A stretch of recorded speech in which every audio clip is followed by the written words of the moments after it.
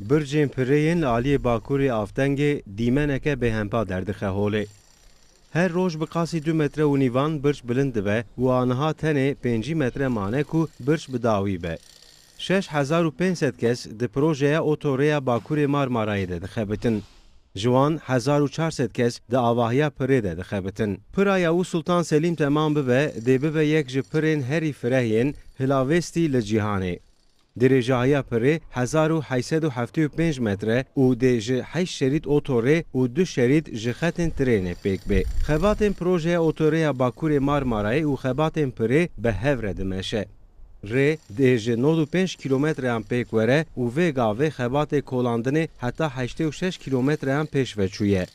Dê 37 viyadûk li ser vê rê were avakirin.